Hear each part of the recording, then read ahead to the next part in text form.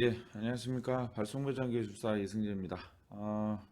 오늘 강의 드릴 내용은 그 방향성 지락과전류 계전기 또는 뭐 무효전력 계전기에 대한 이 부분에 대해서 오늘 좀 설명을 드리는 시간을 갖도록 하겠습니다.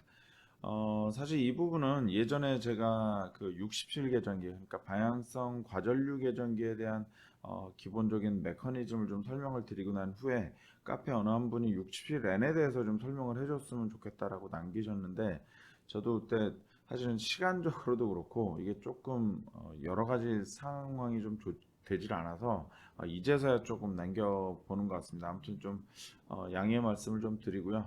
오늘 요걸로 조금 이해가 될 수 있는 그런 시간이 되면 좋을 것 같습니다.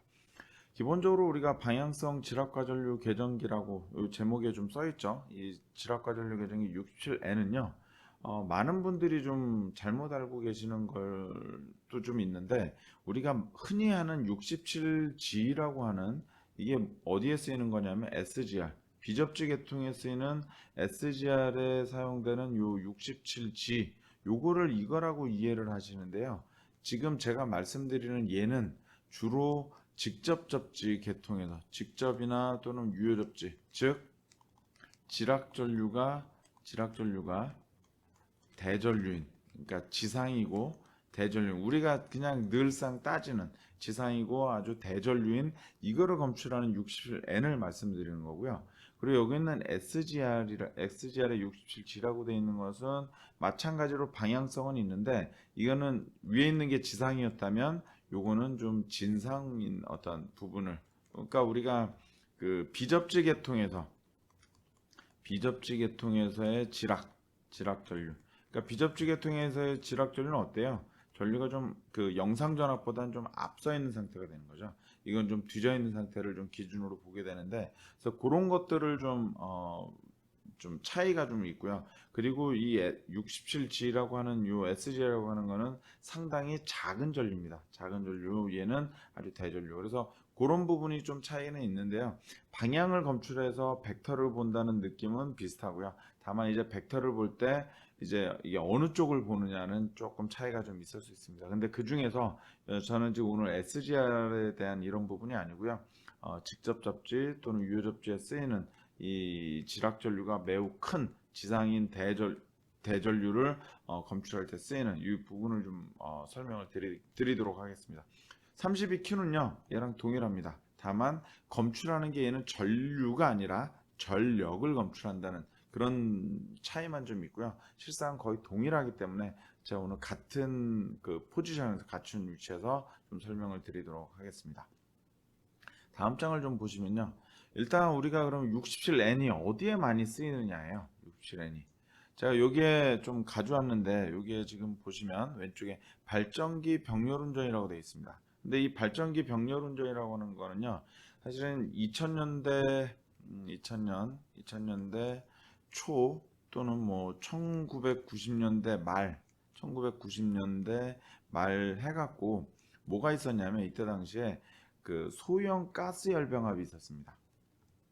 가스 열병합이 있었고요. 약간 그때고 역사라고 하긴 좀 그런데 그 스토리를 좀 말씀드리면, 가스 열병합이 있었고 이때는 가스 요금이 매우 쌌어요. 가스 요금이 좀 저렴했기 때문에 가스공사에서도 이거를 그때 당시에 좀 금전적으로 지원했던 지원책도 막 있고 그랬어요. 요때 당시에.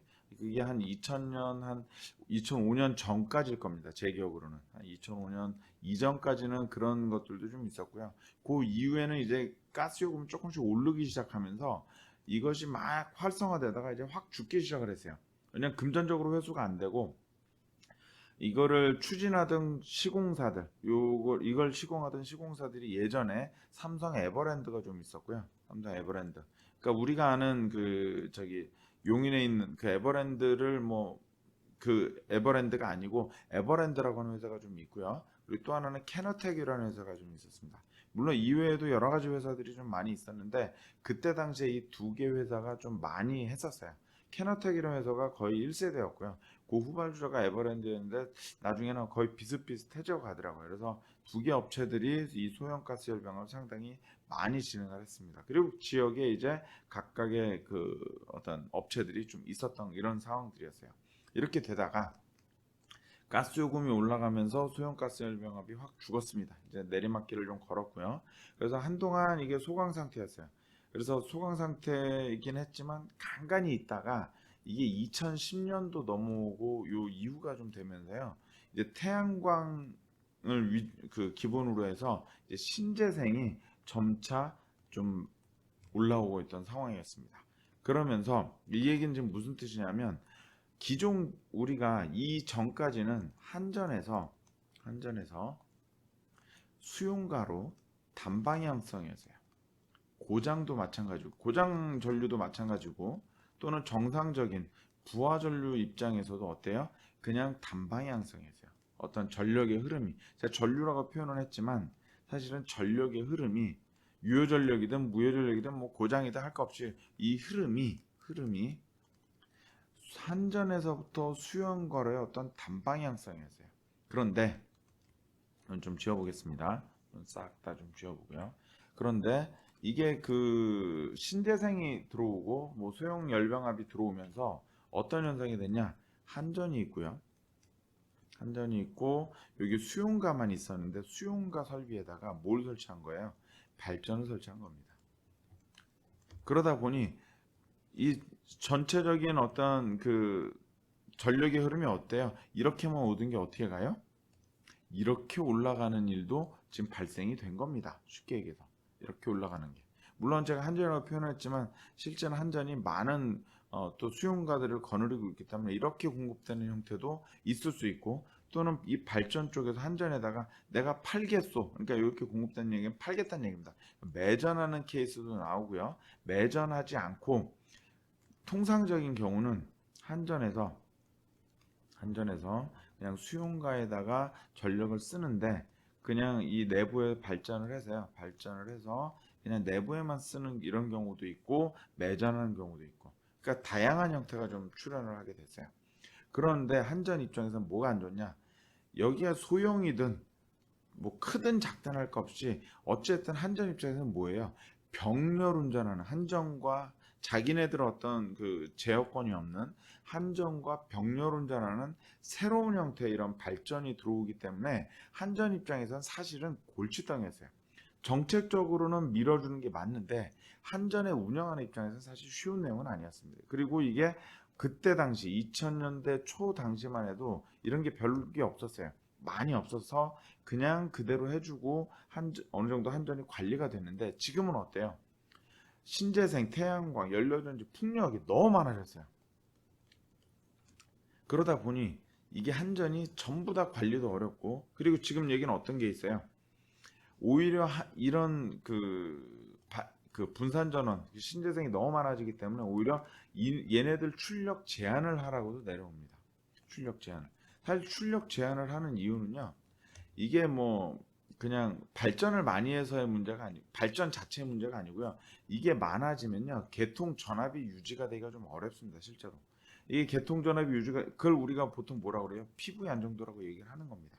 더더군다나 피부의 안정도도 있고 근데 문제는 여기에 이런 분산 전압이 들어가면서 전압이 잘 과전압이 많이 걸리고 과전압이 많이 걸리는데 갑자기 또 어때요? 태양광 같은 경우는 태양광은 갑자기 비가 오거나 흐려지거나 그런 발전량이 확 줄어들어요. 그럼 한전 입장에 어때요? 발전량을 갑자기 공급해줘야 되고 계통의 전체적인 안정성 확 저해시킬 수 있어요. 그래서 이런 부분들이 어떻게 좀 기초적인 부분이 돼서 자꾸 출력 제한 얘기도 나오고 그런데 발전 입장 분산전원 입장에서는 어때요? 출력 제한하면 내가 이익을 못 내니까 또 문제가 되고 아무튼 이런 어떤 전반적인 사항이 좀 발생이 되게 된 겁니다. 그러니까 지금 상황은 좀 이렇게 된 거고요. 이거는 제가 뭐 이 정기적인 이런 그 67N을 설명드리려고 그랬던 건 아니고 이런 약간의 이해를 좀 돕기 위해서 말씀을 잠깐 드렸습니다. 아무튼 이런 부분들이 있어서 지금 여러 가지 문제들이 좀 발생을 하고 있다. 뭐 이런 정도만 좀 봐주시면 될 것 같고요. 다만 우리가 그런 어떤 정치적인 정책적인 부분들까지 보지 않더라도 방금 전에 보셨던 어때요? 여기 발전이 있고요. 분산전원이 있고 한전이 있습니다. 제가 정상적인 상황은 논하지 않을게요. 정상적인 거는 그냥 아주 정상이고 그냥 뭐 흘러갈 수 있기 때문에 논하지 않는데 문제는 뭐예요? 고장이 발생했을 때입니다. 고장이 어디가 이런 수용가 쪽 고장이 아니고요. 이런 부분이 아니고 다 어디야? 한전 쪽. 그러면 고장이 어디로 공급이 돼요? 이렇게. 사실 이쪽에 고장이면 이렇게 공급이 되기 때문에 사실 이쪽의 계전기 입장에서는 별로 문제가 안 돼요. 근데 문제가 어때요? 이렇게 나갈 때 고장이 어때요? 여기가 발생했을 때 고장 전류 나가고 그럼 뭐예요? 우리는 이런 고장에 대한 이 고장을 검출을 해야 돼요. 오동작하지 않고 정동작으로. 그러니까 이게 힘들어집니다. 그래서 이런 부분들 때문에 한전에서 요구하는 계전기들이 존재를 하고요. 그 계전기를 제가 여기서는 다 말씀을 못 드리지만 여기 있는 87은 사실은 그냥 변압기 보호용이기 때문에 때에 따라서 있어도 되고 없어도 되기 때문에 여기서는 논외로 하겠습니다. 여기 있는 50, 51 그리고 27, 59, 81 67, 60, 32Q, 67N 이거 위주인 거고요. 그 중에서도 지금은 뭐예요? 67N을 위주로만 말씀을 좀 드리겠습니다. 요것만. 여기에 있는 67, 67N은요. 손해계통에서 무언가 고장이 났을 때 보호하는 계정입니다. 이거는 그러니까 손해 보호용입니다. 여기 있는 67N, 32Q, 67, 32P는 뭐예요? 이렇게 고장이 나거나 한전 쪽으로 전력이 나갈 때 검출하는 이거는 손해가 아니라 한전 선로 고장에 대한 검출용입니다. 좀 다시 좀 써보겠습니다. 제가 좀 명확치가 않네요.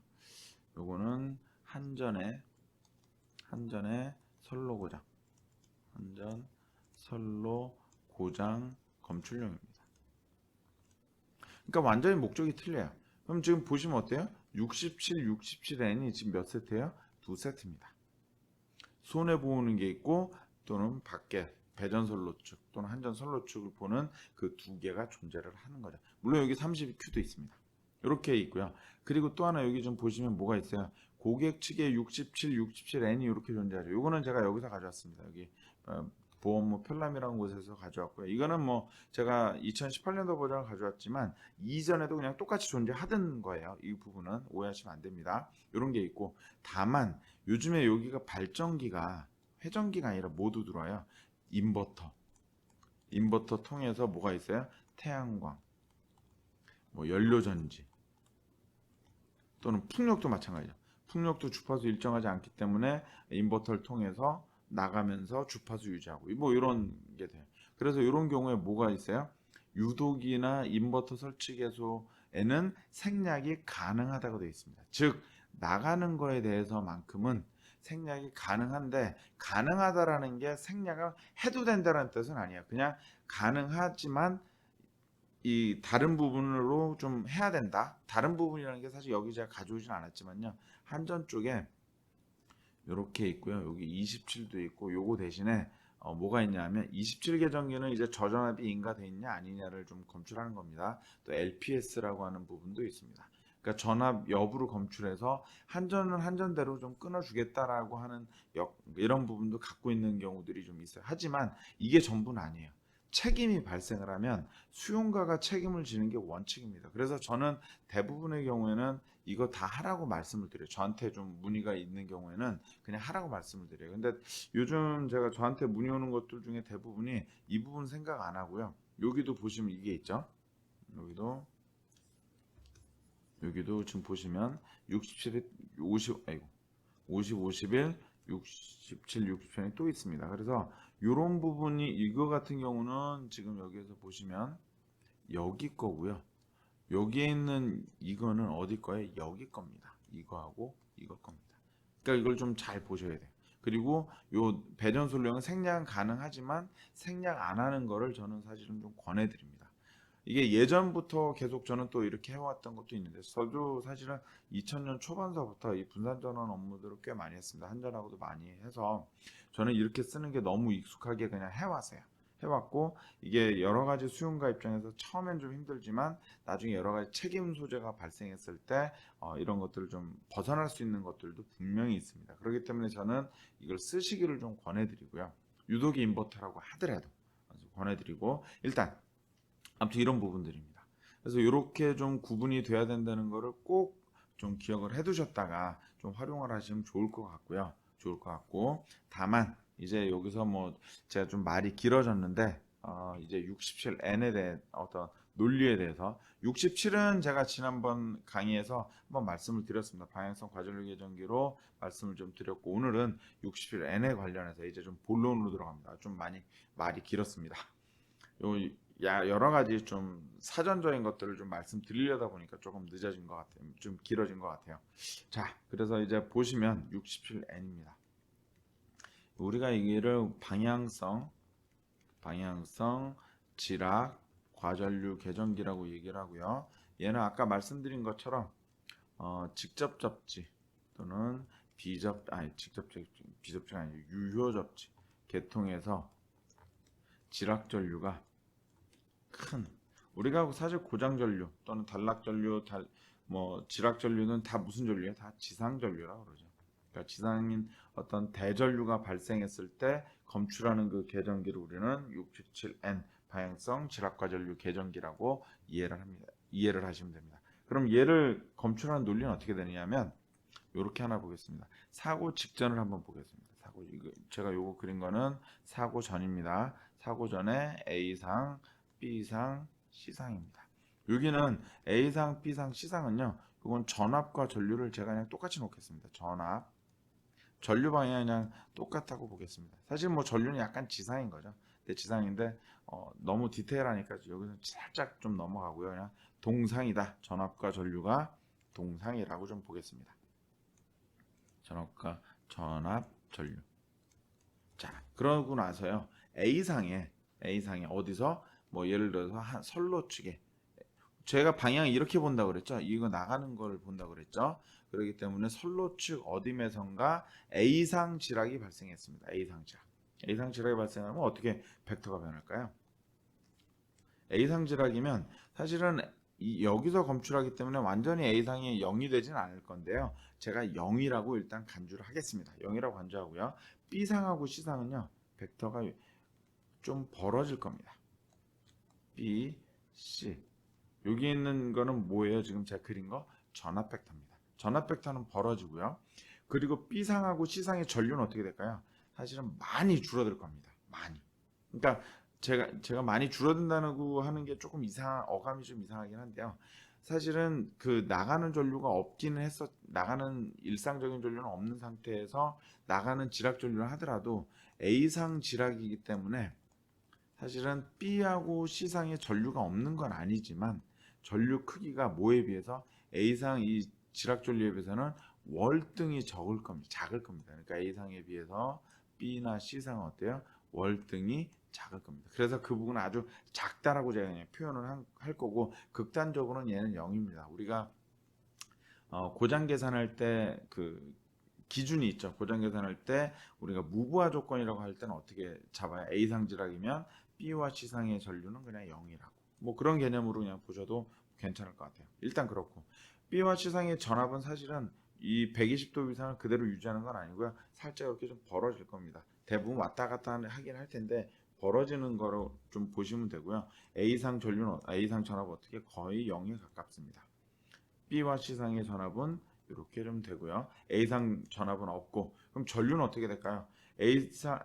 B상하고 C상 전류는 거의 움직임이 없을 겁니다. 그냥 움직임이 없고요. 거의 의미 없는 얘기고요.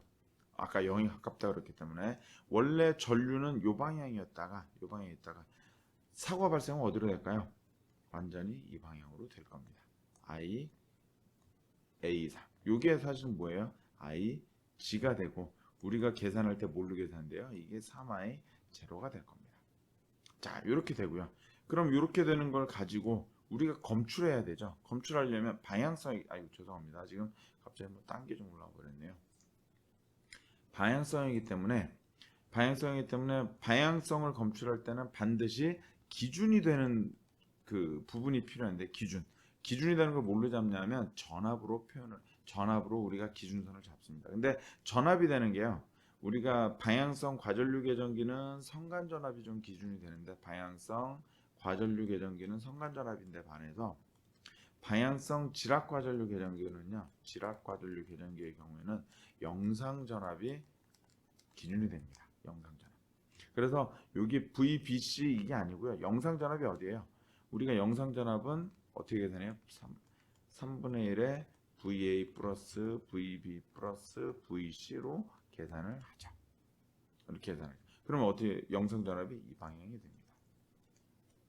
그럼 이 영상 전압을 기준해서 영상 전압 기준해서 이거에 대한 방향이 사실은 똑같을 때만 동작합니다. 그러니까 우리가 동작력이라고 하는 거 다 어떻게 계산해요?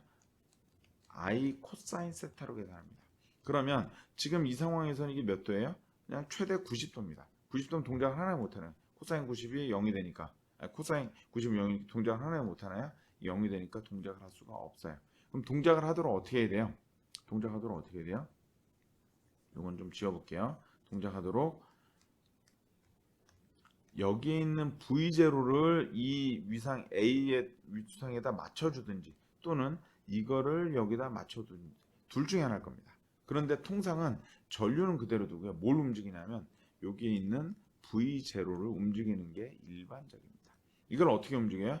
이렇게 바꾸든 이렇게 바꾸는 게 회전시키든 이렇게 회전을 시키든 이렇게 회전시킵니다. 또는 아예 계전기에 따라서는 마이너스 V0라고 하는 걸 기준 삼아서 움직이는 경우도 있어요. 아예 계전기마다 그거는 메이커마다 다 틀립니다. 그래서 이런 경우들이 있기 때문에 좀 주의하셔야 되고요. 이게 제가 이렇게 파란색으로 그려드린 이 각을 우리 뭐라고 그래요? MTA라고 합니다.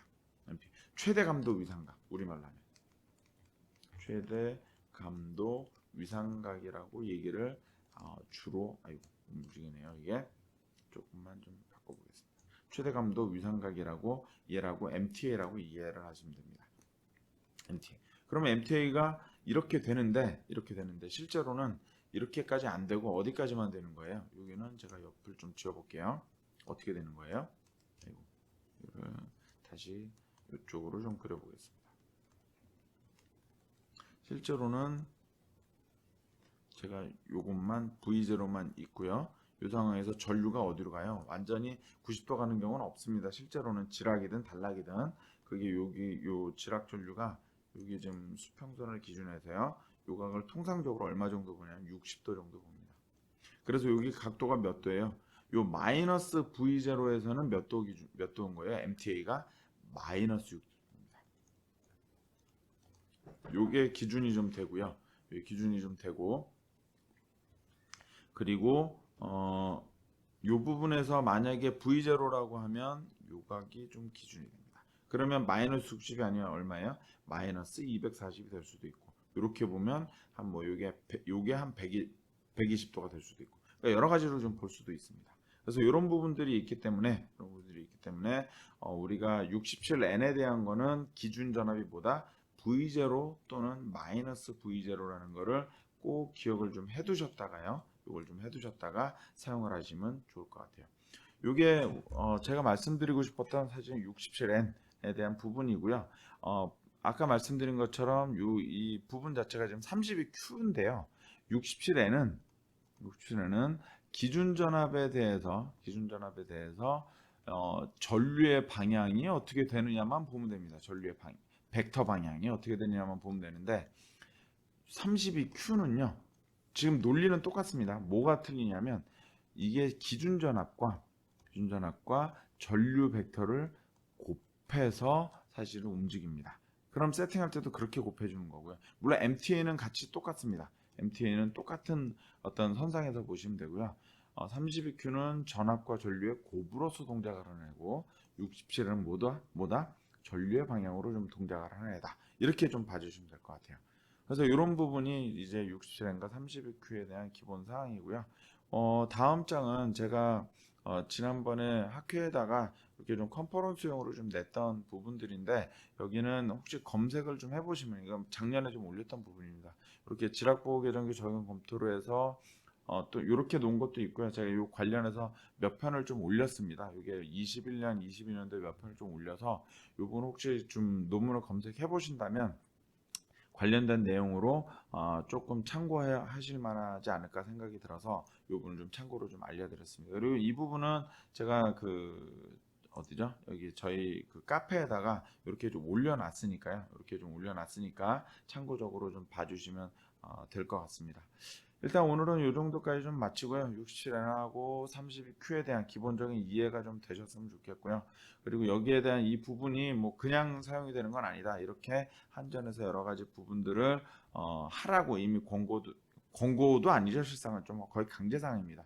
그래서 이런 부분들이 되고 난 이후 다 되고 나서 이제 병렬 운전 조작 합의서라는 것까지 끝나야 병렬 운전 조작 합의서라는 것이 다 끝나야 실상은 운전하는데 무리 없이 이제 서로 간의 어떤 책임 소재도 명확하게 그어준 상태에서 운전이 될 수 있다. 이렇게 좀 봐주시면 될 것 같아요.